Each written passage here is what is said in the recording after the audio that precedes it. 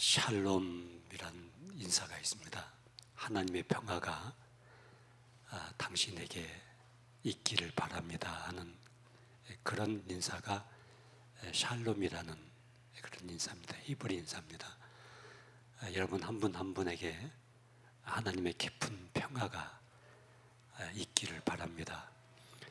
6월은 특별히 다른 어느 달보다도 나라를 위해서 헌신하고 또 자기의 생명과 생애를 바쳤던 애국 선열들을 기리고 또 그들의 뜻을 이어받는 그런 복된 계절이 6월입니다. 오늘 6월 첫째 주일을 맞이해서 이 육에 속한 사람과 영에 속한 사람이라는 제목으로 말씀을 여러분에게 드리려고 합니다. 로마서 8장은 로마서 1장부터 7장까지 계속 구원의 문제에 대해서 말씀을 진행하다가 8장은 이 구원이 얼마나 완전하고 확실한 것인가를 우리에게 확실하게 못을 박는 그런 말씀으로 기록이 되고 있습니다. 여러분과 내가 받은 이 구원이 왜 완전한 것인가? 그것은 이 구원은 나에게서 나온 것이 아니고, 다시 말해서 내 노력이라든가 내 선행이라든가 내 윤리와 도덕 속에서 나온 것이 아니라 하나님의 전적인 은혜고 선물로 주어진 것이기 때문에 그렇습니다. 하나님이 주신 은혜고 선물이기 때문에 하나님이 거둬가지 아니하시면 이 구원은 완벽하고 완전한 것입니다. 여러분, 부산 가는 열차를 탔는데 부산은 이렇게 밑으로 내려가잖아요. 근데 우리가 역방향으로 이렇게 앉아 있어요. 또 어떤 사람은 거꾸로 매달려 있기도 하고요. 어떤 사람은 누워 있기도 하고. 그런데 그 부산 가는 열차 안에 들어와 있는 사람들이 어떤 태도를 취하든 어떤 상황 속에 빠져 있든지 간에 상관없이 이 열차는 부산역을 향해서 계속 가고 있고요. 궁극적으로 부산역에 딱 도착을 하게 된다고요. 여러분과 내가 받은 이 구원이 하나님께로부터 주어진 구원이기 때문에 우리는 구원 열차를 이미 탔거든요. 구원 열차를 타고 그 안에서 지지고 볶고 때로는 실수하기도 하고 때로는 실패하기도 하고 때로는 넘어지기도 하지만은 여전히 하나님은 우리를 영원한 천국으로 인도해 가고 계신다고요. 분명히 너희 속에 착한 일을 시작하신 이가 그리스도 예수의 날까지 이루실 줄을 우리가 확신한다고 사도 바울이 선언한 것처럼 여러분과 나는 구원을 받았고 구원 열차를 탔기 때문에 어느 누구도 우리를 하나님의 손에서 빼앗을 자가 없을 줄 믿습니다. 이 구원의 완전성, 확실성을 로마서 8장은 결론적으로 말씀을 하고 있습니다.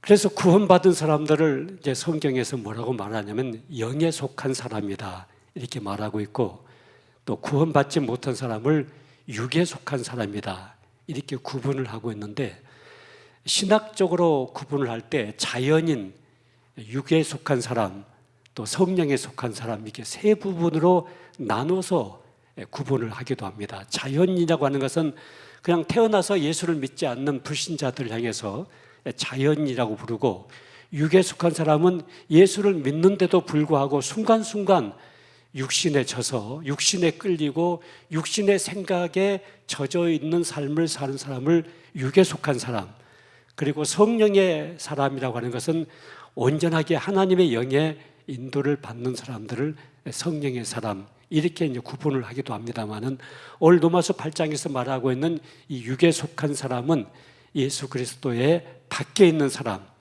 또 예수를 믿긴 믿지만은 믿음에서 떠나 있는 사람, 전혀 믿음의 삶을 살지 못하고 있는 신자들, 그들을 통칭해서 육에 속한 사람이다 그렇게 말을 하기도 합니다.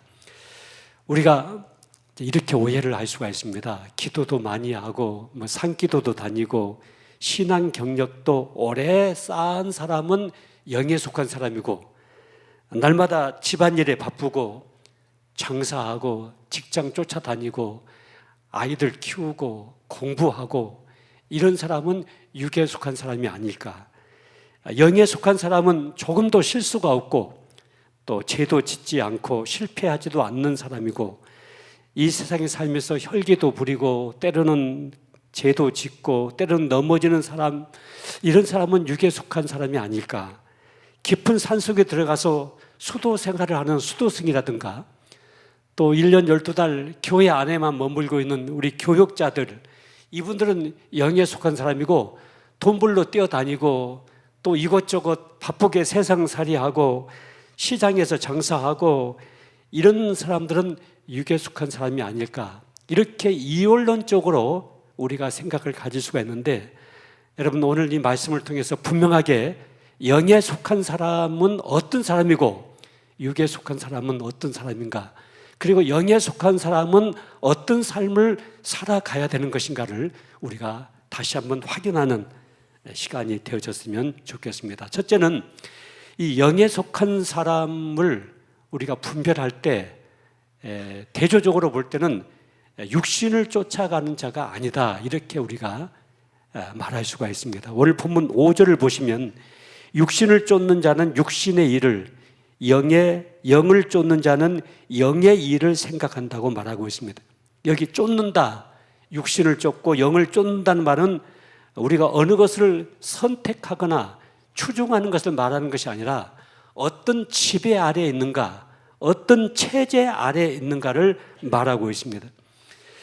여러분, 우리가 생각에 어느 한 생각을 떠올리지 아니하면 아무것도 할 수가 없고, 또 어느 생각 하나를 붙잡지 아니하면 어떤 행동도 우리에게 나오지를 않거든요. 여러분이 연애 다 해보셨죠? 뭐 안 해보신 분들은 또 하시려고 생각하지 마십시오. 이미 다 때가 지났으니까 더 이상 하지 마시고, 연애를 해보신 분들은 누구를 굉장히 열렬히 사모하고 사랑하게 된다고요. 근데 그 생각이 점점 내 속에서 커지기 시작한다고요. 그러다가 마지막에 이제 청혼을 하기도 하고, 마지막에 그 사람에게 쫓아다니면서 계속해서 때로는 애걸복걸하면서 아무튼 결혼 승낙까지 받아내가지고 결혼을 하게 되거든요. 그러니까 어떤 생각이 깊어지고 충만해지고 많아지기 시작하면 그 생각의 지배를 우리가 받게 되잖아요. 그 생각에 의해서 말을 하게 되고, 그 말에 따라서 행동을 하게 되고, 그 행동들이 모아지면은 우리 이제 인생이라고 하는 것이 만들어지게 되는 것이거든요. 우리가 육신을 쫓는다, 이것은 우리 몸뚱아리 물질계를 말하는 것이 아니고 하나님 없이 살아가는 삶의 원리를 쫓아가는 것을 말하고 있습니다. 하나님과 반대되는 삶의 원리를 가지고 사는 습관, 그 모든 체계를 향해서 육신을 쫓아가는 삶이라고 말합니다. 육신을 쫓는 삶은 육신의 일을 생각한다. 여기 생각한다는 말은 애정과 집념을 가지고 있단 말입니다. 거기에 몰두해 있는 것, 거기에 집착해 있는 것을 말하고 있습니다. 여러분 주위의 사람들을 이렇게 돌아볼 때 뭐에 집착되어 있습니까? 물론 어떤 사람은 연애에 집착되어 있는 사람도 있고, 연애에 집착하면 반드시 그 사람은 결혼하게 될 것입니다. 술에 집착하면 반드시 그 사람은 알코올 중독에 빠지게 될 것이고요. 도박에 집착하면 도박 중독에 빠지게 됩니다.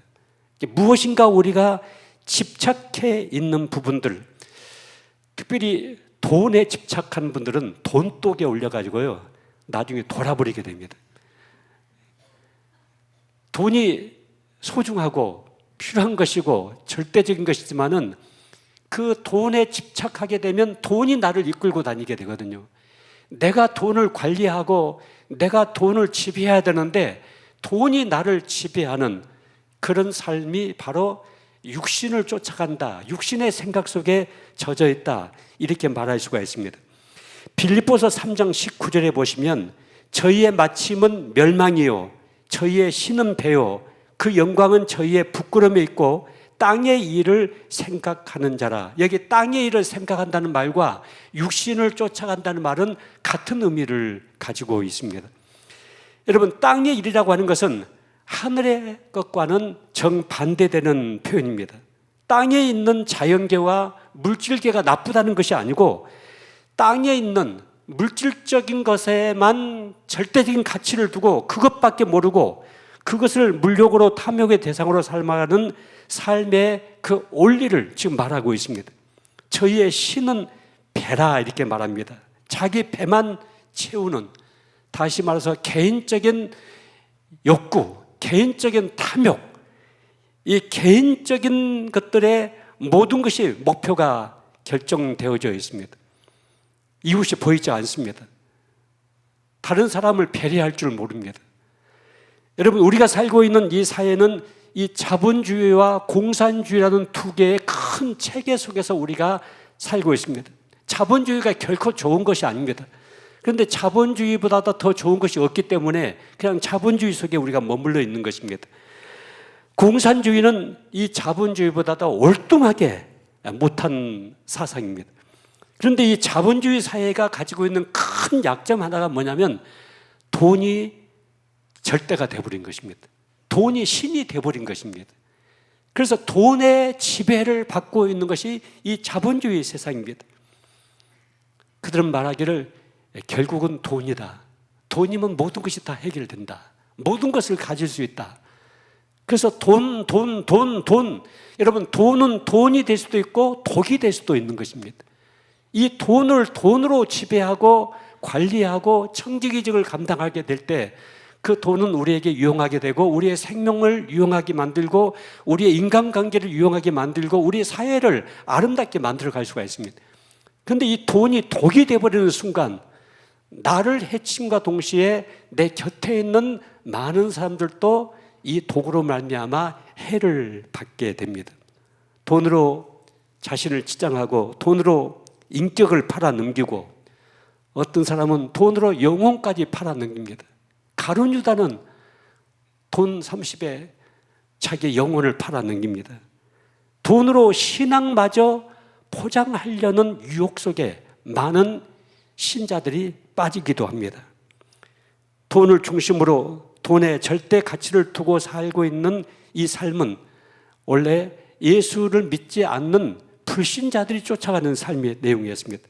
그런데 구원받은 사람들 안에도 교회 안에도 그 길에서 벗어나지 못하고 내가 예수 잘 믿고 복을 많이 받고 신앙생활 잘해서 내가 한 미쳐 움켜잡고 대박을 터뜨리고 이런 물질적인 것에만 절대적인 가치가 있어가지고 이 신앙마저 오로지 그 물질을 탐욕하는데 이용하려고 하는 잘못된 신앙의 길을 걸어가는 사람들이 있게 됩니다. 여러분, 비록 나는 남들이 가지고 있는 그 많은 돈은 가지고 있지 못해도 그들이 가지지 않고 있는 신앙을 내가 가지고 있습니다. 나는 남들이 가지고 있지 못하는 하나님을 소유하고 있습니다. 나는 남들이 가지고 있지 못하는 영원한 영적인 것을 나는 가지고 있습니다. 이 자부심이 영을 쫓아가는 사람들, 영에 속한 사람들이 가지고 있는 자부심입니다. 디모데전서 6장 10절에 보시면 돈을 사랑함이 일만하게 뿌리가 되나니, 돈이 일만하게 뿌리가 된다 그렇게 말씀하지 않습니다. 여기서 사랑한다고 하는 것은 이 단어가 아가페입니다. 하나님을 예배하듯이 하나님을 신으로 섬기듯이 이 돈을 신으로 섬기는 사람은 이게 일만하게 뿌리가 되나니 이것을 사모하는 자들이 미혹을 받아 믿음에서 떠나 많은 근심으로서 자기를 찔렀다 이렇게 말하고 있습니다. 돈 때문에, 돈 문제 때문에 교회를 떠나는 사람들도 있습니다. 믿음을 떠나는 사람들도 있습니다. 나 교회 가서 헌금 절대 그것은 용납을 못하겠다. 11조 헌금하는 거 나 그거 절대 용납 못하겠다. 궁극적으로 그런 분들은 돈 때문에 미혹에 찔려서 교회를 떠나고 믿음을 떠날 수 있는 얼마든지 위험에 빠질 수가 있습니다. 여러분, 세상 사람들이 돈으로 모든 것을 다 할 수 있다고 하는데 돈으로 살 수 없는 것들이 너무 많습니다. 여러분, 영원한 영생, 영원한 구원, 하나님의 자녀가 되는 권세, 성령의 열매, 사랑과 희락과 화평과 인내와 자비와 양성과 충성과 온유와 절제, 이런 성령의 열매들, 그리고 하나님이 나에게 주신 깊은 평안, 깊은 안식, 그리고 모든 죄를 용서받는 이 용서함, 그리고 죽음 다음에 영원한 내세를 보장받는 이 하나님의 축복들, 여러분, 이것은 절대로 돈으로 살 수가 없습니다. 돈으로 해결이 되지 않습니다. 그런데 그 돈을 자기의 신으로 섬기는 사람들을 육신에 속한 사람들, 육에 속한 사람들이라고 우리가 말할 수가 있습니다. 성경은 이렇게까지도 말합니다. 죽은 자는 죽은 자들로 장사하게 하고, 여기서 죽었다는 말을 육에 속한 사람, 육신을 쫓는 삶이 절대화가 된 사람들을 향해서 성경은 죽은 사람들이다, 죽은 자는 죽은 자들로 장사하게 하고 너는 나를 따르라, 이렇게 말씀합니다. 여러분, 육신이라고 하는 것은 콩깍지가 비바람과 세월에 으스러지고 바래지는 것처럼 육신은 언젠간 다 그렇게 됩니다. 여러분들도 이제 세월이 흘러가고 나이가 먹어가면, 저만큼 또 나이가 되면은 육신들이 점점 무너지게 됩니다. 여기 연세 드신 분들 몸이 아프고 늘 병원 다니고 쑤시고 절리고, 여러분, 그거 당연한 겁니다. 여러분요, 육신은 자꾸 이렇게 무너집니다. 그래서 당연하게 생각하세요. 그냥요, 당연하게 생각하시고, 아이고, 질병 없이 건강하게 죽을 때까지 팔팔하게 살다가 그냥 이틀만 아프고 죽으면 죽겠다. 여러분, 그런 법은 세상에 절대 존재하지 않습니다. 공동묘지 가면 그런 사람들 찾을 수가 있을지 모르지만은 살아있는 사람은 그것이 절대 존재하지 않습니다. 자, 육신은 무너집니다. 육신은 빛이 바래고 으스러집니다. 그러나 그 콩깍지 안에 담겨있는 콩알맹이는 더 단단해지고 더 강해지는 것처럼, 여러분, 우리의 육신이라고 하는 것이 재성을 갖고 있다 보니까 지남친의 못이 끌려가듯이 그냥 육신을 그냥 놔두면 계속해서 우리를 죄악으로 몰아갈 수밖에 없다는 사실들을 여러분 깊이 인식을 해야 됩니다. 제가 살아보니까 나이가 60 정도가 넘으니까요, 뭔가 좀 세상이 보이는 것 같습니다. 사람들의 좀 내면도 보이고, 여러분 속을 꿰뚫어 보는 것은 아니고, 그런 은사를 갖는 게 아니라 얼마나 힘들까, 얼마나 애로울까, 얼마나 힘들면 저렇게 행동을 할까, 얼마나 애로우면 저렇게 말할까, 이런 것이 좀 보인다는 거예요. 상대방을 조금 이해도 하게 되고 배려도 하게 되고, 제가 살아보니까 그래요.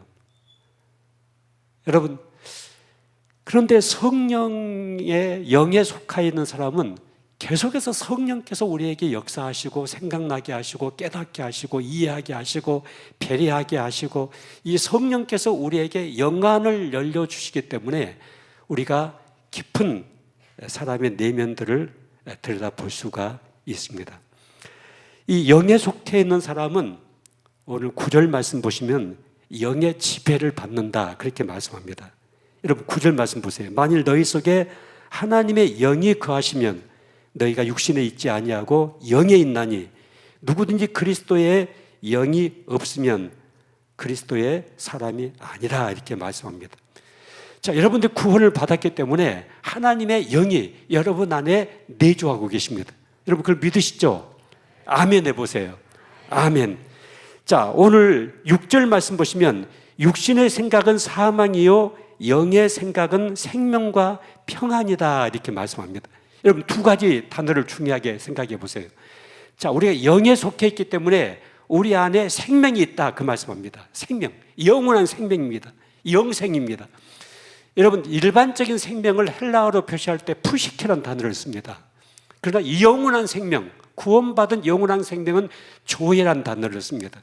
여기 생명은 조예, 일반적인 피조물의 생명이 아니라 예수 그리스도 안에서 구원받은 영원한 영생, 영원한 생명을 조회라고 표현하는데, 육신의 생각은 사망이고 영의 생각은 생명과 평안이다, 이렇게 말씀합니다.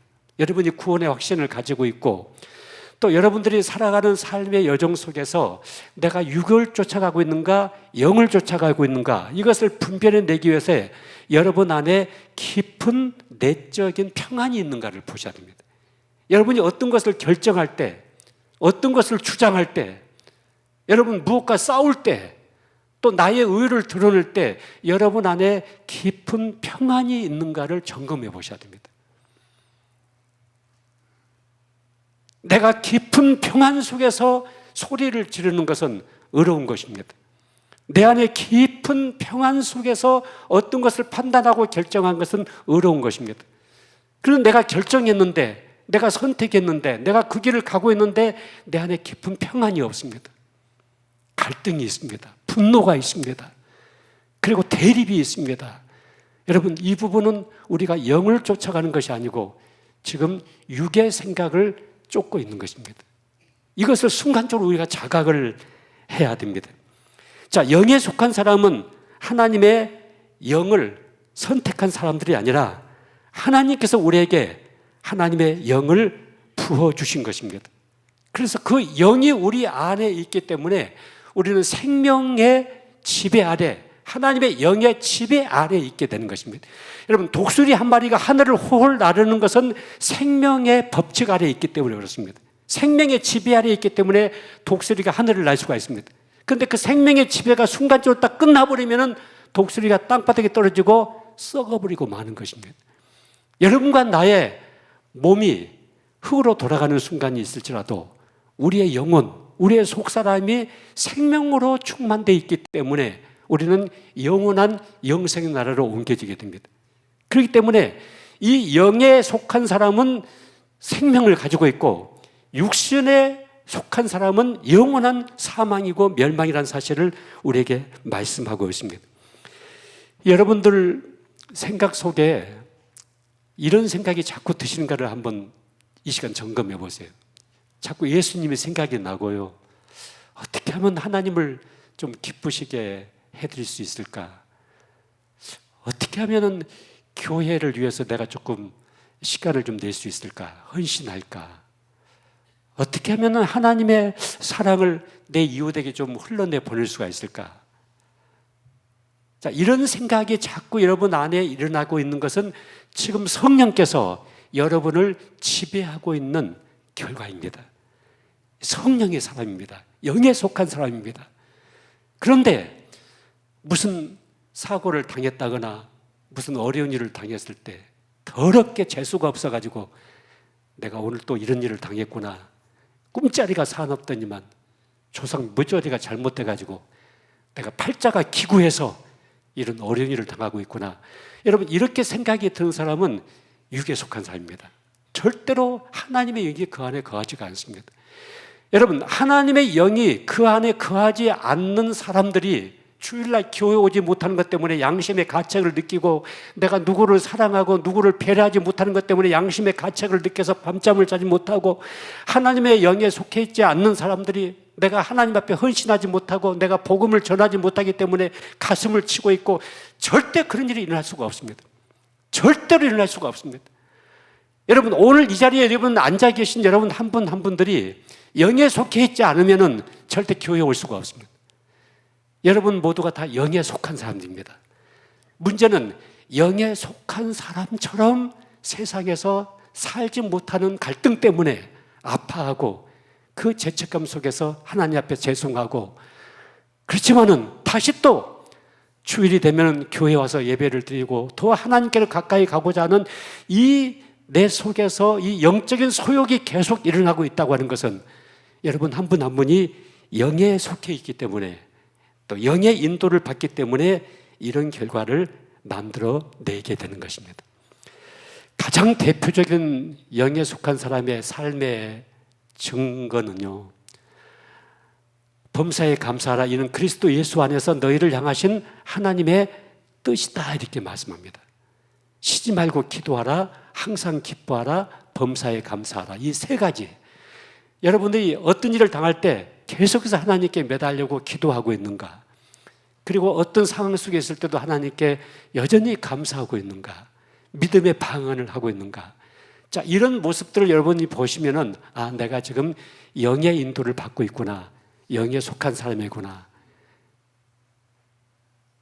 만약에 우리 안에서 어떤 분노라든가 어떤 우라가 치밀어 오른다든가 누구를 용서하지 못하는 마음 속에서 미움이 계속 터지고 있다거나 이런 모든 것들은 하나님께서 원하시지 않는, 오늘 성경에 보면요, 여러분 7절 말씀 보세요. 육신의 생각은 하나님과 온수가 되나니 이는 하나님의 법에 굴복하지 아니할 뿐 아니라 할 수도 없습니다.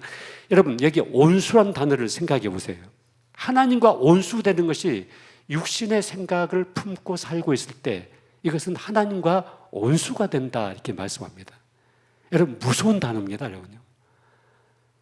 그런데 교회 밖에 있는 사람들이 살고 있는 삶이 전부 다 하나님과 온수된 삶이죠.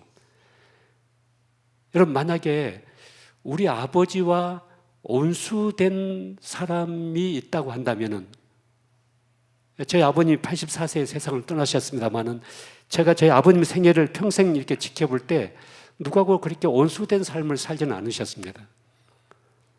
뭐 인간관계 속에서 갈등은 좀 있었지만은 절대 등 돌리고 왕래를 끊는다거나 절대 그런 삶을 살지 않으셨습니다. 그런데 그런 우리 아버지를 누군가가 온수로 생각하고 있다고 한다면은 내가 그 사람과 동무가 될 수가 있겠습니까?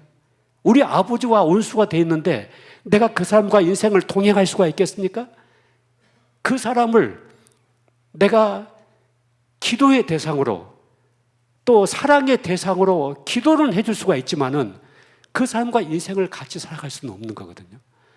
여러분, 하나님과 온수된 삶을 살고 있는 사람들이 여러분 곁에 있습니다.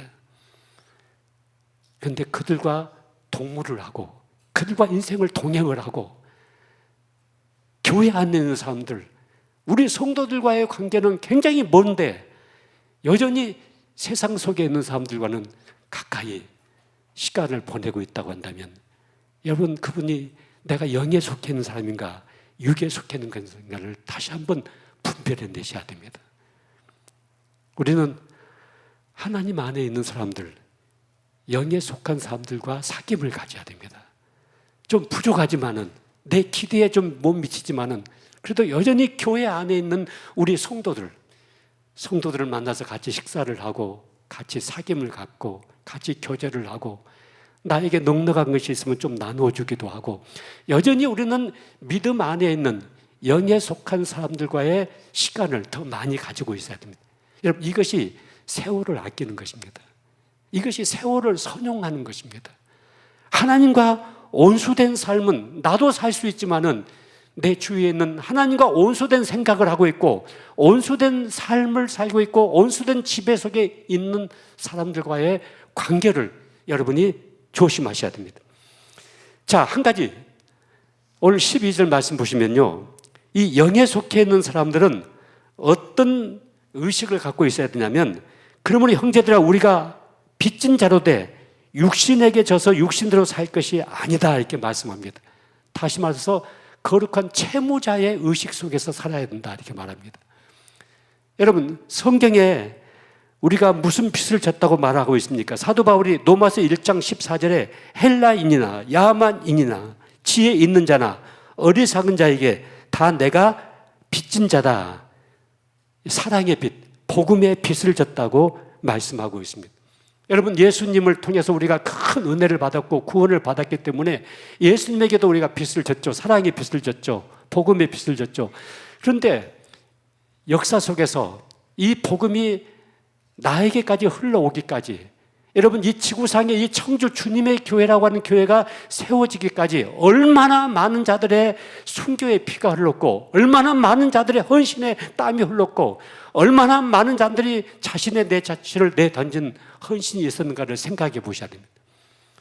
저는 저를 생각해 볼 때 내가 나된 것의 그 배후에 물론 우리 부모님이 계셨지만은 그리고 내가 예수 믿고 구원받고 하나님의 종이 되어서 지금까지 인생을 살아오셨던 이 배후에 얼마나 많은 사람들의 헌신과 희생과 순교의 피가 흐르고 있는가를 생각해 볼 때 내가 빚진 자라는 그 의식이 정말 제 속에 강하게 있습니다.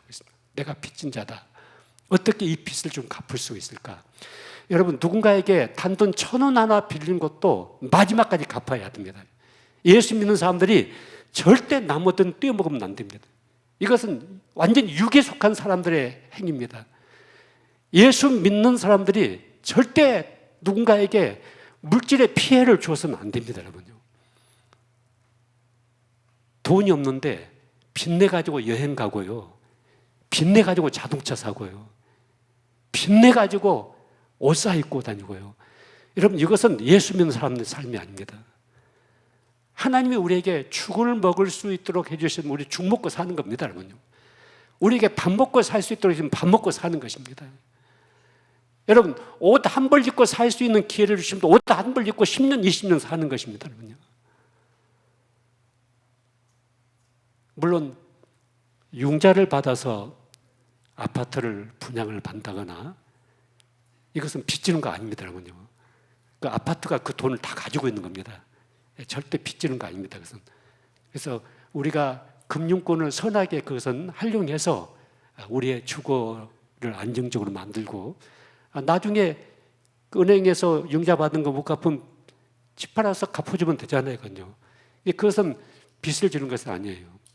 근데 빚을 내 가지고 투자를 한다거나 빚을 내 가지고 우리가 여가선용을 한다거나 이것은 매우 잘못된 것입니다. 그래서 아무튼 우리 예수 믿는 사람은요, 저는 평생 제가 남에게 돈 빌려가지고 돈 안 갚은 것은 하나도, 제가 제 마음속에 옛날에 치부책이라는 것이 있었어요. 옛날 어른분들은 치부책에다가 공책에다가요 똑똑하게 기록을, 누군가에게 1,000원 빌렸다, 누군가에게 10,000원 빌렸다, 그래서 바로 갚아야 된다고요. 절대 잊지. 근데 이상하게요, 돈을 빌려간 사람들은 잊어버려요. 근데 돈을 빌려준 사람은 절대 안 잊어버려요. 저 사람이 나한테 10,000원 빌려갔는데 끝까지 안 갚는구나. 그리고서 장로고, 그리고서 권사고, 이렇게 속으로 계속 원망하게 된다고요. 그러니까 여러분이 절대 빌린 돈은 반드시 여러분이 갚으셔야 됩니다. 그런데 우리가 돈보다도 더 큰 빚이 있다. 사도 바울이 이게 복음의 빚이다, 이게 사랑의 빚이라고 말하고 있습니다. 부모님에게 받은 사랑의 빚이 얼마나 큽니까?